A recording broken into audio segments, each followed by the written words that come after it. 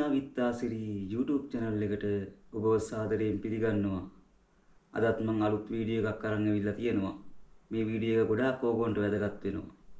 මොකද දන්නවද මේ වීඩියෝ එක ඕගොන්ට ගොඩාක් වැදගත් වෙන්නේ? මුලින් මම මෙහෙම කියන්නම්කෝ. මේ වීඩියෝ එක අවසන් වෙනකම්ම බලන්න පොඩ්ඩක්වත් ස්කිප් කරන්න එපා. හොඳම හරිය ඕගොන්ට මගේ දෙන්න පුළුවන්. මොකද මේක මම කියන්නේ ඒජන්සි ගැන. මොකද මේ වීඩියෝ එක අවසානයේදී මම දානවා මල්ලි කෙනෙක් මට වොයිස් එකක් ඉවර තියෙනවා WhatsApp වලට. ඒ මල්ලි කිව්වා අයියෝ වා නේද YouTube channel එකක් කරන්නේ. ඔයා මේක අනිවාර්යෙන්ම දාන්න. ඒජන්සි මට අසාධාරණයක් වුණා. ලක්ෂ 3ක් ඒ මල්ලිගේ වංචා කරලා. ඒක හන්ද මේක අනිවාර්යෙන්ම දාන්නකෝ. මොකද එන්න ඉන්න කොල්ල කෙල්ල වෙනුවෙන් මේක අනිවාර්යෙන් මේ මල්ලි දාන්න කියලා කියනවා. තව කෙනෙක් අමාරුයි වැටෙන්න කවුරුත් කැමති නැහැ නේ. මොකද අපි වුණත් කැමති නැහැ අපිත් YouTube channel කරන්නේ. තව කෙනෙක් අමාරුයි වැටෙනවා කැමති නැහැ. අපි වුණත් ඇත්ත දේවල් YouTube channel එකට මම දාන්නෙත් ඒකයි. මම හැමදේම හරි දේ මං කියලා එම්බසි අප්ඩේට්ද කියන්න ඕනේ හැමදේම අපි කියන්නේ හරි දේ. මොකද මිනිස්සේ කමාරු වෙටනවා බලන්න කැමති නැති හන්දා. එම්බසි එකට ගිහිල්ලා මං උනත් කැමතියි කවුරු හරි එම්බසි එකට ගිහිල්ලා පාස් වෙලා රුමේනියාවට එනවනම්. මොකද මම කැමතියි මට වැඩි අඩියක් තව කෙනෙක් උඩින් ඉන්නවනම්. ඉතින් එහෙනම් මේ වීඩියෝ එක අවසන් වෙනකම්ම බලන්න. මේ වීඩියෝ එක හොඳයි වටිනවයි කියලා හිතනවා නම් වැඩි වැඩියෙන් යාළුවන්ට බලන්න ෂෙයා කරන්න. මොකද ගොඩාක් මේක ෂෙයා කරන්න ඕන වීඩියෝ එකක්. මොකද මේක වීඩියෝ එක ෂෙයා කරලා උපරිම සපෝට් එකක් දෙන්න. ලංකාවේ ගොඩාක් කොල්ලෝ කෙල්ලෝ ඉන්නවා රුමේනියාවට එන්න බලාගෙන. ඒකන්ද උපරිම සපෝට් එක දෙන්න. මේ වගේ අසාධාරණයක් කිසිම කෙනෙකුට වෙන්න එපා. මොකද ලක්ෂ 3ක් කියන්නේ පොඩි ගාණක් නෙමෙයි. දුක් මහන්සියලා හම්බ කරලා එකතු කරගන්න සල්ලි. එක්කෝ සල්ලි පොලියට ගන්නවා. එහෙම නැත්නම් ට්‍රී වීල් එකක් බයික් එකක් තියෙනවා. ඒ මොකක් හරි දෙයක් උගස් තියලා හරි විකුණලා හරි තමයි සල්ලි හොයාගන්නේ. නැත්නම් අහිංසක දෙමව්පියන්ගෙන් සල්ලි කොහොම හරි ඉල්ල ගන්නවා ලක්ෂ 3ක්. ඉතින් ඒ වගේ මොකක් හරි රෝලක් තමයි ඔයගොල්ලෝ ගහන්නේ. ඉතින් එච්චර ඔයගොල්ලෝ අමාරුයි වැටෙද්දී මේ ඔයගොල්ලෝ අනිවාර්යයෙන්ම දැනගන්න ඕනේ. එහෙනම් මුලින් මම මෙහෙම කියන්නම්. ඔයගොල්ලෝ ඒජන්සි එකට යනවා. ඒජන්සියට ගියාට පස්සේ ඔයගොල්ලෝ මොකද කරන්නේ? ජොබ් වේකන්සියක් බලලි වෙලා ඔයගොල්ලෝ කියනවා හරි මිස් අපි කැමතියි කියලා ඔයගොල්ලෝ પાස්පෝර්ට් එක මුලින්ම ඒගොල්ලෝ තියාගන්නවා. ඒගොල්ලෝ પાස්පෝර්ට් එක තියාගන්න හේතුව තමයි මුලින්ම නැත්තම් ඔයගොල්ලෝ වෙන ඒජන්සියකට යයි කියලා බලාපොරොත්තු වෙන්නේ. પાස්පෝර්ට් එක ඒගොල්ලෝ ගන්නවා. ඊට පස්සේ ඕනකන් ඩොකියුමන්ට්ස් ඔයගොල්ලෝ ගේන්න කියනවනේ. ඊට පස්සේ ඕගොල්ලෝ පැහැදිලිව ඕන කරන ඩොකියුමන්ට්ස් ටික සේරම අරන් යනවා. ගිහිල්ලා බාර දුන්නාට පස්සේ ඒගොල්ලෝ කියනවා හරි පුතා අපි වර්ක් පර්මිට් එකයි ජොබ් ඔෆර් ලෙටර් එකයි ආපුවම කතා කරන්න. ඊට පස්සේ ඔන්න වර්ක් පර්මිට් එකයි ජොබ් ඔෆර් ලෙටර් එකයි එනවා. ඊට පස්සේ මොකද වෙන්නේ? පුතා මේ දෙක ඇවිල්ලා තියෙන්නේ. දැන් ඕගොල්ලෝ ඊට පස්සේ ඕගොල්ලෝ එම්බසියට ඉන්ටර්විව් දාන්න තියෙන්නේ. ඒක හන්දා පුතා ඔයගොල්ලෝ ගේන්නේ ලක්ෂ 3ක් 3මාරක් 4ක් අතර මුලින් ගන්නවා ඕනම ඒජන්සියකින්. ඕනම ඒජන්සියකින් ලක්ෂ 3ක් 4ක් අතර අනිවාර්යයෙන්ම ගන්නවා. ඊට අඩු වෙනනම් ගන්න ඒජන්සි දැන් නැහැ. මොකද අපි යන කාලේ ලක්ෂ 1මාරයි අපෙන් ගත්තේ. අපි යන කාලේ. ඉතින් දැන් කතන්දරේ වෙනස්. දැන් ලක්ෂ 3ක් 4ක් අතර 4ක් 5ක් අතර අනිවාර්යයෙන්ම ගන්නවා. ඊට පස්සේ ඔයගොල්ලෝගෙන් ඒ ගාන ගන්නවා. ගත්තට පස්සේ එම්බසි ඩේට් එකක් එනකම් පුතා බලන් ඉන්න කියලා ඔන්න ඉතින් ඔයගොල්ලෝ කට්ටක් කනවා. ඉතින් මාසෙයි 1මාරයි 2යි 2මාරයි 3යි කීකේ සමහරක් අය කට්ට කාගෙන බලන් ඉන්න. මාස 2ක් 3ක් අතර කට්ට කාගෙන ඔයගොල්ලෝ බලාගෙන ඉන්නවා. ඊට පස්සේ ඔන්න එම්බසි ඩේට් එකක් ආවා. කියන්නම්කෝ එම්බසි ඩේට් එක ඔයගොල්ලන්ට ආවට පස්සේ උපරිම සතියක් විතර තියෙද්දි ඔයගොල්ලෝගේ අතට දෙනවා පාඩම් කරගන්න කියලා පේපර් එකක්. ඉතින් ඔයගොල්ලෝ මේ පේපර් එක අරගෙන පාඩම් කරගන්න ලෑස්ති වෙනවා. මොකද සතියක් කියන්නේ මහ ලොකු කාලයක් නෙමෙයිනේ. ඔයගොල්ලෝ පාඩම් කරගන්නත් කල්මදි. උදාහරණයකට මෙහෙම හිතන්නකෝ. ඔයගොල්ලෝ ලොකු විභාගයක් පාස් කරන්න යන්නේ. එතකොට මේ විභාගෙදී ඔයගොල්ලෝ පේපර් එකක් දෙන්නේ සතියක් ඇතුළත පාඩම් කරගන්න කියලා. ඔයගොල්ලෝ පාඩම් කරලා පාස් වෙන්න පුළුවන්ද? බෑනේ. පාඩම් කරලා සතියෙන් පාස් වෙන්න අමාරුයි. ඇත්ත කතාව ඕකයි. මොකද සතියක් කියන්නේ ඕගොල්ලෝ රටකට ඉන්ටර්විව් එකකට ජොබ් එකකට දාන්නේ ලංකාවේ ජොබ් එකක් කරන ගාමනේ 99%ක්ම ජොබ් එකක් කරන ගම. නැතුව ඉස්කෝලෙන් අවුට් වෙච්ච ගාම කවුරුත් රට යන්න දාන්නේ නෑනේ. මොකද එතකොට වයස මදි වෙන්න පුළුවන්. ගොඩාක් ප්‍රශ්න වලට මුහුණ දෙන්න පුළුවන්. ඉතින් එහෙම වෙද්දී ඒ සතියක් ඕගොල්ලෝ මදි. එතකොට ඒගොල්ලෝ අපෙන් බේරෙන්න වගේ සතියක් ඇතුළත පාඩම් කරගන්න කියලා පේපර් එකක් දෙනවා. මේ ප්‍රශ්න තමයි අහන්නේ කියලා පේපර් එකක් නිකන් අතට දීලා ඔයගොල්ලෝ ගෙදර එවනවා. ඊට පස්සේ ඉන්ටර්විව් යන දවසට අපෙන් බේරෙන්න වගේ ඩොකියුමන්ට්ස් ටික අතට දෙනවා. සමහරක් වෙලාවට ඩොකියුමන්ට්ස් ටික ඔයගොල්ලන්ට හරියට හදලා දෙන්නෙත් නෑ. ඩොකියුමන්ට්ස් හදලා දෙන්න උඩ පිළිවෙලක් තියෙනවා.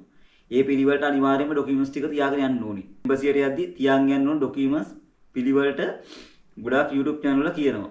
ඉතින් ඕගොල්ලෝ YouTube channel වල බලන්න, මැසේජ් දාලා අහන්න. අයියේ කොහොමද අපි ડોකියුමන්ට්ස් ටික පිළිවෙලට හදාගෙන යන්නේ? මොන වගේ ડોකියුමන්ට්ස් අපිට එම්බසි එකට ගෙනියන්න තියෙන්නේ? සල්ලි කීයක් හරියට ගෙනියන්න ඕනේද? ඒජන්සියෙන් මුකුත් හරියට කියන්නේ නැහැ. ගෙනියන්න ඕන සල්ලි මොනවාද? ඩොලර් මොන වගේ කොලද ගෙනියන්න ඕනේ? කිසිම දෙයක් හරියට කියන්නේ නැති ඒජන්සි තියෙනවා. එතකොට එම්බෙදි මම හැම ඒජන්සියකටම මේක කියන්නේ හැම ඒජන්සියම එක වගේ කියලා මම කියන්නේ 100ට ගාණක් ඒජන්සි තියෙනවා වංචා කරන ඒජන්සි. ඒක හන්ද මේ වීඩියෝ එක මම අනිවාර්යයෙන්ම ගේන්න ඕන එක තීරණය කරේ. ඉතින් එහෙම වෙද්දි ඊට පස්සේ ඔයගොල්ලෝ දැනගන්න ඕනේ ගෙනියන්න ඕන ડોකියුමන්ට්ස් කිසිම දෙයක් ඒජන්සියෙන් කියන්නේ නැත්තම් රුමේනියාවේ ඕන තරම් තියෙන YouTube channel. ඒ වලින් මැසේජ් එකක් දාලා අහන්න. අයියේ මොන ડોකියුමන්ට්ස් ගෙනියන්න ඕනේ? අයියේ සල්ලි කීයක් දැන් ගෙනියන්න ඕනද? ඒ විස්තර පැහැදිලිව අපෙන් අහන්න. අපි දන්න දෙයක් තියෙනවා අපි කියලා දෙන්න. අපි දන්නේ නැති දෙයක් තියෙනවා නම් තව කෙනෙක්ගෙන් අපි අහනවා. රුමේනියාවට අලුතෙන් ආපු කෙනෙක්ගෙන් අපි අහලා දැනගන්න ඕවා. දැනගෙන තමයි ඕගොන්ට අපි කියන්නේ. නැතුව අපි YouTube channel වල බොරු දාන්නේ නැහැ. ඕගොල්ලෝ මෙච්චරක් අරන් යන්න අච්චරක් අරන් යන්න කියලා බොරු දාලා ඕගොල්ලෝම ෆේල් කරන්නේ නැහැ. මොකද අපි දන්නවා ඕගොල්ලෝ කන කට්ට. ඕගොල්ලෝ ෆේල් වුණාට පස්සේ ඒජන්සි වලින් අර ගත්තු සල්ලිත් ඕගොන්ට ආය හම්බෙන්නේ නැහැ. එතකොට දැන් මම ඔයාලට කිව්වනේ ඒජන්සියෙන් ගත්තු සල්ලි ආය හම්බෙන්නේ නැහැ කියලා. ඒ හම්බෙන්නේ නැත්තේ ඒගොල්ලෝ කියන්නේ ඒගොල්ලෝ ඒ සල්ලි කපා ගන්නවයි කියලා. ඒගොල්ලෝ ડોකියුමන්ට්ස් වැඩවලට ගිය සල්ලි ડોකියුමන්ට්ස් වැඩවලට සල්ලි ගියා. ඒක හන්ද ඒගොල්ලෝ ඒ සල්ලි කපා ගන්නවා එක තමයි කියන්නේ. ඉතින් ඒක එහෙම වෙලුවොත් වංචාවන්නේ. ડોකියුමන්ට්ස් වැඩවලට ලක්ෂ 3යි ගාණක් ගිහිල්ලා තියෙනවා. එතකොට ඒක කපා ගන්නවා කියන්නේ හරි අසාධාරණයි. එතකොට ඊට අමතරව ඕගොල්ලෝ ආයේ ඉන්ටර්විව් දාන්නෙත් නැහැලු.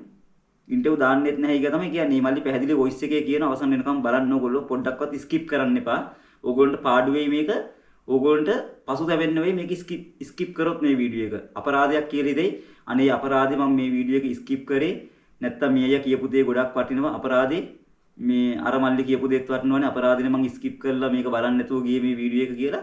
පස්සේ පසුතැවෙන්න වෙයි. ඕගොල්ලෝගේ සල්ලිත් නිකරුණේ නාස්ති කරගත්තාම. ඔයගොල්ලෝ දුක් මාසෙලන් හම්බ කරන්නේ. ඊට පස්සේ කොහොම හරි ඒජන්සියෙන් ওই කතාව කිසිම දෙයක් කියන්නේ නැහැ. ඊට පස්සේ මොකද වෙන්නේ? ඔයගොල්ලෝ ඉන්ටර්විව් පේස් කරනවා. ඉන්ටර්විව් පේස් කරාම ඒ මල්ලිගෙන් අහලා තිබ්බේ හරියටම ප්‍රශ්න දෙකයි. ඒ මල්ලිගෙන් අහලා තිබ්බේ ඒ මල්ලි ගිය ගාම good morning කිව්වා. ඊට පස්සේ ඒ මැඩම් good morning කියලා කිව්වා. ඊට පස්සේ ඒ මල්ලිගෙන් අහලා තියෙනවා ලංකාවේ මොකද්ද කරපු ජොබ් එක. ඒ මල්ලි ලංකාවේ කරන්නේ මේසන් වැඩ. එතකොට ඒ මල්ලි මේසන් වැඩ කරනවා කියලා ඉංග්‍රීසියෙන් කියලා තියෙනවා.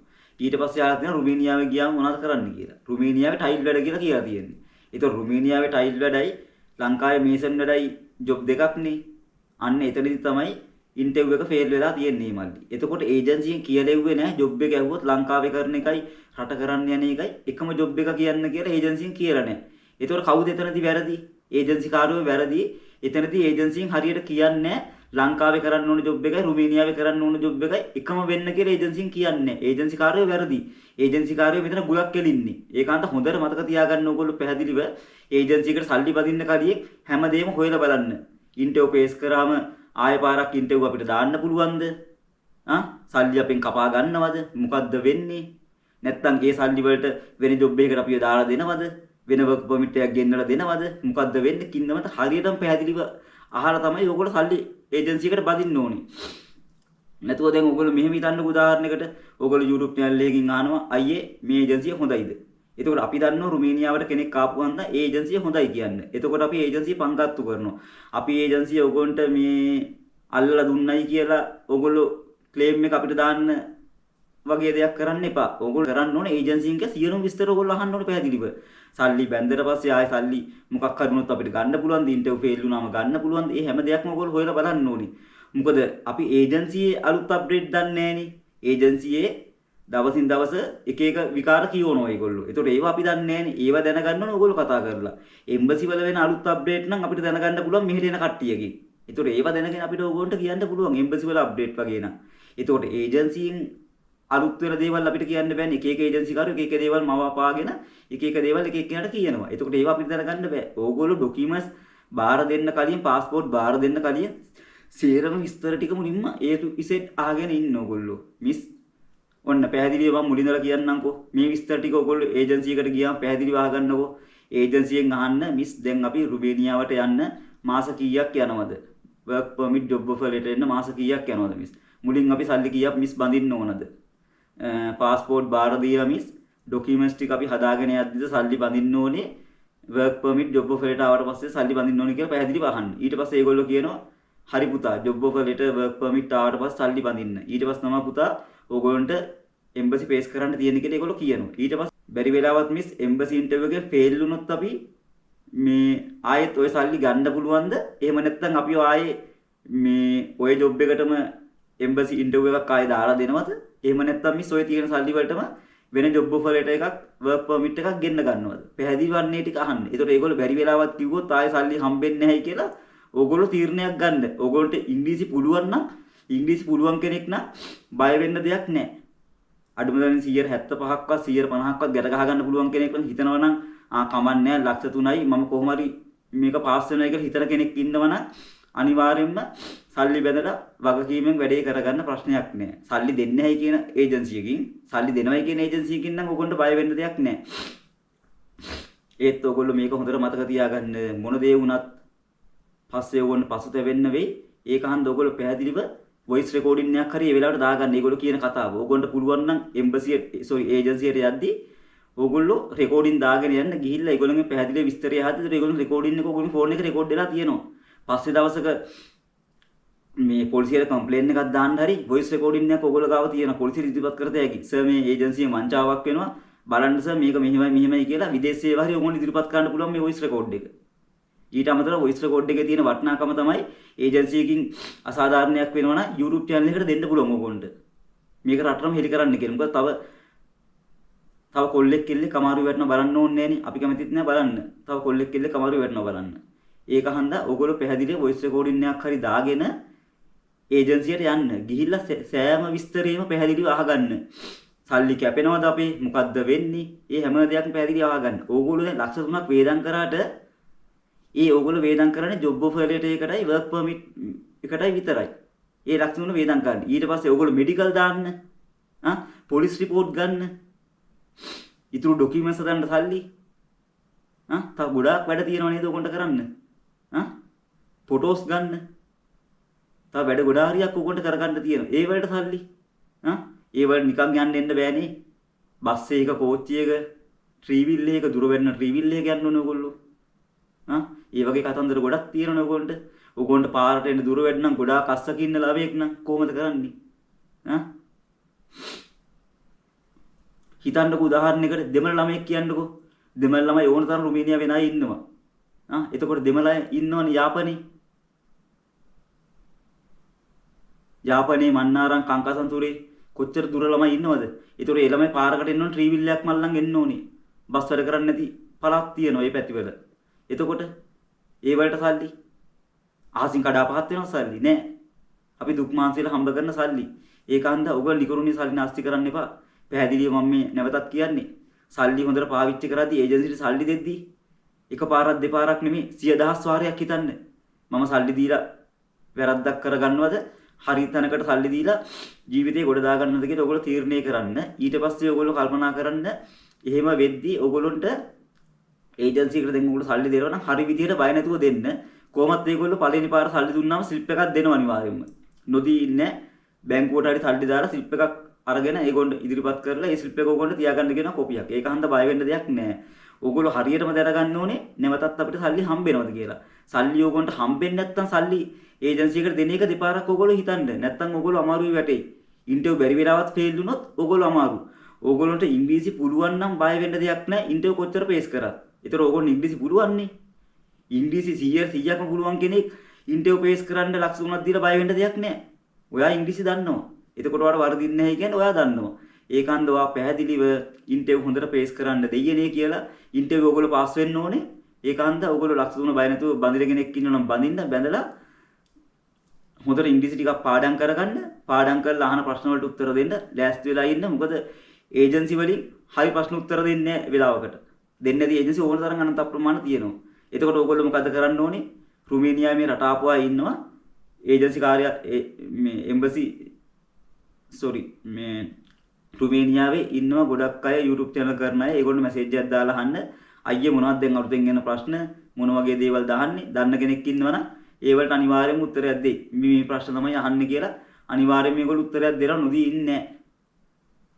99%ක්ම උත්තර දෙනවා. මොකද මටත් උත්තර දෙන්න බැරි වෙන වෙලාවල් තියෙනවා. මොකද මගේ වැඩත් එක්ක සමහරක් වෙලාවට මට සතියක් දෙකක් යන්න පුළුවන්. ඕගොල්ලෝ අහන ප්‍රශ්න වලට උත්තර දෙන්නත් එහෙම වෙලාවලුත් තියෙනවා. ඒක හන්ද මං 100,000 වාරයක් ඕගොල්ලෝගෙන් සමාවිල්ලනවා. මම අනිවාර්යෙන්ම හැකි උපරිම අහන ප්‍රශ්න වලට ඕගොල්ලන්ට ඉක්මනටම පිළිතුරක් දෙනවා මං. ඉක්මනට මම ඕගොල්ලන්ට පිළිතුරක් දෙනවා. ඒක නොදී ඉන්නේ. මොකද මම කැමතියි තව කෙනෙක් ගොඩ යනවා බලන්න. ඒක හන්ද ඕගොල්ලන්ට මම උපරිම පිළිතුරක් දෙනවා.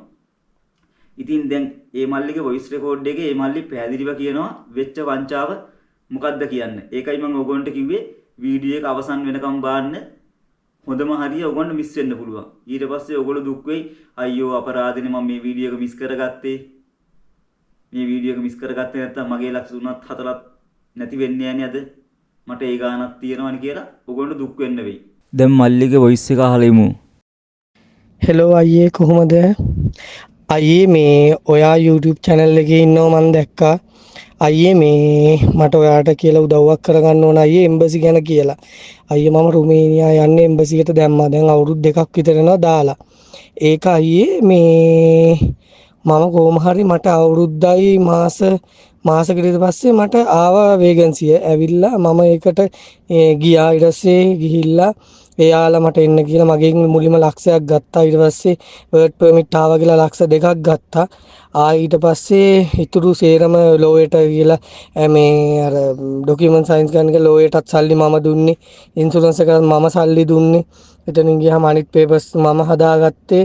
ඒවට සල්ලි දුන්නෙත් මම. ඊට පස්සේ එම්බසියට යන්නත් යූරෝ 126ක් මගෙන් ගත්තා. යූරෝ නෙවෙයි ඩොලර් ඩොලර් 126ක් ගත්තා.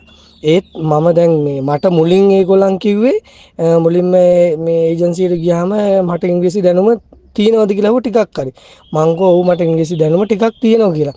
අපිට උපරිම ඉංග්‍රීසි දැනුම හොඳටම තියෙනවා නම් අපි මේ හොඳ ජොබ් එකක් මේ ලංකාවේ හොඳ ලක්ෂ 2-3ක් ගන්න පඩියක ජොබ් එකක් කරන්න පුළුවන්. ඒත් එයාලා මං ගියාට පස්සේ මට කිව්වේ මේ ඔයාට ටිකක් ඉංග්‍රීසි පුළුවන්ද කොහොමද කියලා. මං ගෝ මට ටිකක් පුළුවන් කියලා. එයාලා මට කිසිම හේතුවකින්වත් කිව්වේ නැහැ එම්බසි මට පේස් කරන්න ඕන කියලා. අන්තිමේදී මේ වීසා දැන් මට මේ ඔක්කොම ටික ඇවිල්ලා මේ ඉන්ටර්විව් දවසත් ඇවිල්ලා සති දෙකකට කලින් තමයි මට කිව්වේ මේ කැලුම් එන්න පොඩ්ඩක් ඕගලන් ට්‍රේනින් කරන්න ඕන. ඊට පස්සේ මං ගියාට පස්සේ මට කිව්වා කැලුම් ඔයාලව මේ එම්බසි දානවා ඕගලන්ට මේ එම්බසි පේස් කරන්න ඕන කියලා. දැන් ඒ කතාව කලින් කිව්වනම් කවමදාවත් මම මේ එහෙම කොහොමත් සල්ලි බඳින්නෙත් නෑ. එහෙනම් ඉතින් ලංකාවේ හොඳ ජොබ් එකක් කරනවනේ මට හොඳටම ඉංග්‍රීසි පුළුවන් නම්. ඒත් ඉතින් ඒක හැබැයි මම කියන්නේ මට වගේ නෙමෙයි තව කට්ටිය ඉන්නවා. ඒ කට්ටියට මේ පව් අසරණ මිනිස්සු ඉන්නේ. ඔය මේසන් වැඩ කරන කට්ටියට වඩු වැඩ කරන කට්ටියට අපිත් ඒ වගේ අසරණ මිනිස්සුනේ. ඒ තව අසරණ අයට හවු වෙන්නේ නැති වෙන්න තමයි මම මේ කතාව අයියේ කියන්නේ. අයියේ මොකද මේ දැන් ඒ ඉන්න මිනිස්සු හැමෝම මේ ඉංග්‍රීසි දැනුම තියෙනවා නම් මේ ලංකාවේ ජොබ් එක කරනවනේ. මොකද මේ මිනිස්සු අහිංසක මිනිස්සු හින්දා තමයි මේසන් වැඩයි වඩු වැඩයි කරනවා කියන්නේ. ඉතින් ඒ මිනිස්සුන්ට බොරු කළා මේ ඒජන්සි අය ඒගොල්ලන්ගෙන් සල්ලි ගන්නවා ලක්ෂ 2-3 වර්ක් පර්මිට් වලට කියලා. අන්තිමේදී එම්බසි ගිහිල්ලා එම්බසි පේස් කරාට පස්සේ ඒකෙන් අපිට වීසා හම්බුනේ නැතුනම අන්තිමේදී අපිට ඒගොල්ලන් 7-5ක් දෙන්නෙත් නැහැ. ඒ කතා කියන්නෙත් නැහැ. ඒ වගේම මං වගේ තව අසරණ කට්ටිය ඉන්නවා. ඒ කට්ටිය හවු වෙන්න කලින් මං අයියේ කියන්නේ මේක අයියා දාන්න YouTube එකේ දාලා මේ හැමෝම දැනුවත් කරන්න. අපේ මොකද අපේ සිංහල කට්ටිය ගොඩක් සිංහල තැමිල් හැමෝම අසරණ මිනිස්සු අහිංසක මිනිස්සු අපේ ලංකාවේ ඉන්නේ. ඒ මිනිස්සුන්ේම අසාධාරණකම් වෙන්න දෙන්න නරකයි. මේ ඒජන්සි වල ඉන්න කට්ටිය මං කියන්නේ ඔක්කොම කියලා. සමහර 195ක් ඉන්නේ මන් දන්නේ මට හොරු කියලා කියන්නත් බෑ. ඒ යන තැන් තියෙනවා. ඒ කියන්නේ ඒ යන තැන් කියන්නේ ඉතින් මේ කියන්නේ ඉංග්‍රීසි දැනුම තියෙන අය ඉන්නවා. මේ සනඩ කරාගල ඉංග්‍රීසි දැනුම නැති මිනිස්සු නැහැනේ. මොකද ඉංජිනේරුවරු ඉන්නවා අරම්මලන් ඉන්නවනේ. ඒ උනාට දවසේ පඩිය හොයාගෙන ජීවත් වෙන මිනිස්සු ගොඩක් අසරණ මිනිස්සු ඉන්නවනේ. මේ මිනිස්සු ගොඩක් නැවෙලා. අනික මම ලක්ෂ 3 ගත්තෙත් මේ පොලියට. ඊට පස්සේ මම බෝමාරුන් හම්බ කරලා වැඩ කරලා තාත්තගෙන උදව් අරගෙන තමයි ලක්ෂ 2ක් මං ගෙව්වේ. දැන් තවම 1.25ක් ගෙවන්න තියෙනවා. ඒක මට දී ගන්න සල්ලි නෑ. මොකද ගොඩක් ණය වෙලා මමත් අසරණ වෙලා දැන් මේ ජොබ් එක කරන්නේ මෙතන මේ කුලී වැඩක් කරගෙන කොහොම හරි දැන් ඒකත් ගෙවන්න ඕන. ඒ වුණාට හැමෝටම කියන්නේ මම අයියේ ඒජන්සි වලට නම් හවු වෙන්න එපා. මොකද මේ ඒජන්සි කියන කට්ටිය එන බොරු කියන්නේ. ඒගොල්ලන් සල්ලි ගන්නක. දැන් මට මුලින් කිව්වනම් මම කවමදාවත් මේ දාන්නේ නැහැ. මගේ මුලින් ලක්ෂේ පාඩුණත් දෙවෙනි ලක්ෂේ මන් දෙන්නේ ලක්ෂ 2 දෙන්නේ නැහැ. මට යාලා කලින් කිව්වනම් මේ කැලුම් ඔයාට මේ එම්බසි බේස් කරන්න වෙනවා මේමයි කියලා නෑ. ඒ කිසිම දෙයක් මේ කියන්න නැතුව බොරු කරලා මගෙන් එයාලා මේ සල්ලි ගත්තේ යාලා. ඒගොල්ලන් සල්ලි අරගෙන මේ එහෙම කරනවද? මම දැන් මේ ඩ්‍රයිවිං ජොබ් එකක් කරන්නේ. ඒගොල්ලොත් හම්බ වෙන පඩියෙන් බොහොම ආඩුවෙන් තමයි මම මේ එම්බසි යන්න මේ සල්ලි හොයාගත්තේ. දැන් ඊටු දැන් 1.25 මම දැන් ඒව ගෙවන්නත් ඕන පොලි කට්ටියට. දැන් මෙච්චර කාලයක් අවුරුදු දෙකමාරක් තිස්සේ ওই ලක්ෂ 3ට මම පොලි ගෙව්වා.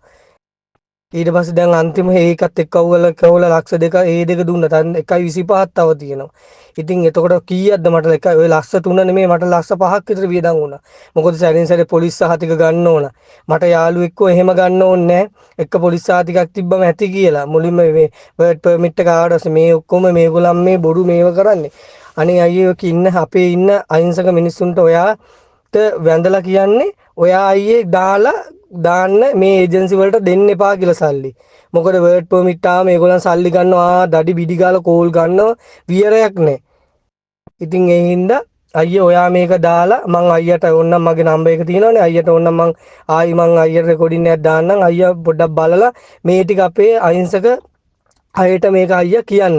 බැරි වෙලාවත් මිස් එම්බසි ඉන්ටර්විව් එකේ ෆේල් වුණොත් අපි මේ ආයෙත් ඔය සල්ලි ගන්න පුළුවන්ද? එහෙම නැත්නම් අපි ආයේ මේ ඔය ජොබ් එකටම එම්බසි ඉන්ටර්විව් එකක් ආයෙ දාලා දෙනවද?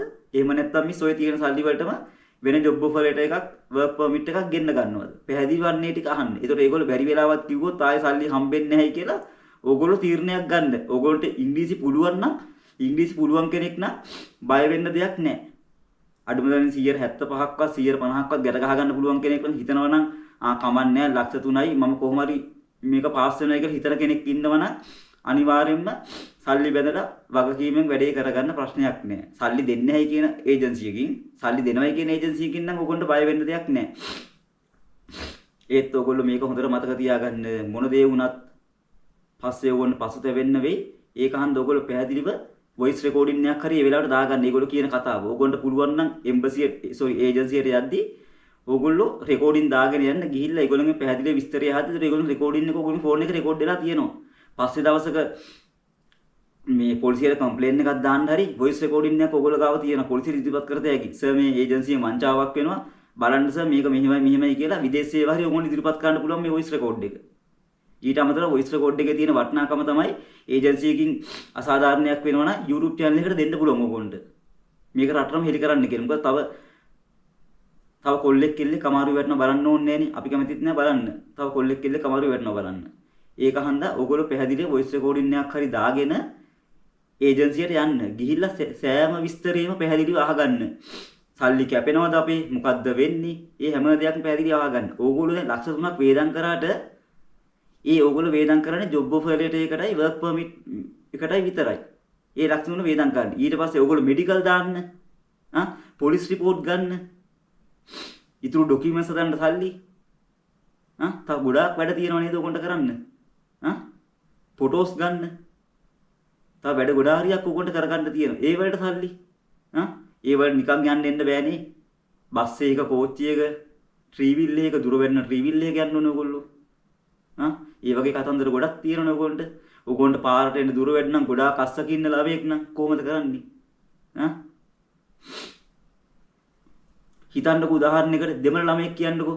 දෙමළ ළමයි ඕන තරම් රුමේනියා වෙන අය ඉන්නවා. එතකොට දෙමළ අය ඉන්නවනේ යාපනයේ. යාපනයේ මන්නාරම් කංකසන්තුරේ කොච්චර දුර ළමයි ඉන්නවද? ඒතකොට ඒ ළමයි පාරකට එන්න ඕනේ ට්‍රීවිල් එකක් මල්ලන් එන්න ඕනේ. බස් වැඩ කරන්නේ නැති පළාත් තියෙනවා මේ පැතිවල. එතකොට ඒ වලට සල්ලි ආසින් කඩා පහත් වෙනවා සල්ලි නෑ. අපි දුක් මාන්සියලා හම්බ කරන සල්ලි. ඒකන්ද ඔයගොල්ලෝ නිකරුණේ සල්ලි නාස්ති කරන්න එපා. පැහැදිලිව මම මේ නැවතත් කියන්නේ. සල්ලි හොඳට පාවිච්චි කරද්දී ඒජන්සිට සල්ලි දෙද්දී එකපාරක් දෙපාරක් නෙමෙයි 100,000 වාරයක් හිතන්න. මම සල්ලි දීලා වැරද්දක් කරගන්නවද? හරි තැනකට සල්ලි දීලා ජීවිතේ ගොඩ දා ගන්නවද කියලා ඔයගොල්ලෝ තීරණය කරන්න. ඊට පස්සේ ඔයගොල්ලෝ කල්පනා කරන්න එහෙම වෙද්දී ඔයගොල්ලොන්ට ඒජන්සි එකට දෙන්න උගල සල්ලි දෙනවා නම් හරි විදියට බය නැතුව දෙන්න. කොහොමත් මේගොල්ලෝ පළවෙනි පාර සල්ලි දුන්නාම ස්ලිප් එකක් දෙනවා අනිවාර්යයෙන්ම. නොදී ඉන්නේ බැංකුවට හරි සල්ලි දාලා ස්ලිප් එකක් අරගෙන ඒගොල්ලෝ ඉදිරිපත් කරලා ඒ ස්ලිප් එක ඕගොල්ලෝ තියාගන්න කියන කොපියක්. ඒක හන්ද බය වෙන්න දෙයක් නැහැ. ඕගොල්ලෝ හරියටම දැනගන්න ඕනේ නැවතත් අපිට සල්ලි හම්බෙනවද කියලා. සල්ලි ඕගොල්ලන්ට හම්බෙන්නේ නැත්නම් සල්ලි ඒජන්සි එකට දෙන එක දෙපාරක් ඕගොල්ලෝ හිතන්න. නැත්නම් ඕගොල්ලෝ අමාරුයි වැටෙයි. ඉන්ටර්විව් බැරි වෙලාවත් ෆේල් වුණොත් ඕගොල්ලෝ අමාරු. ඕගොල්ලන්ට ඉංග්‍රීසි පුළුවන් නම් බය වෙන්න දෙයක් නැහැ. ඉන්ටර්විව් කොච්චර පේස් කරත්. ඒතර ඕගොල්ලෝ ඉංග්‍රීසි පුළුවන් නේ. ඉංග්‍රීසි 100%ක්ම පුළුවන් කෙනෙක් ඉන්ටර්විව් පේස් කරන්න ලක්ෂ 3ක් දීලා බය වෙන්න දෙයක් නැහැ. ඔයා ඉංග්‍රීසි දන්නවා. එතකොට ඔයාට වරදින්නේ නැහැ කියන්නේ ඔයා දන්නවා. ඒකන්ද ඔයා පැහැදිලිව ඉන්ටර්විව් හොඳට පේස් කරන්න දෙයියනේ කියලා ඉන්ටර්විව් ඔයගොල්ලෝ පාස් වෙන්න ඕනේ.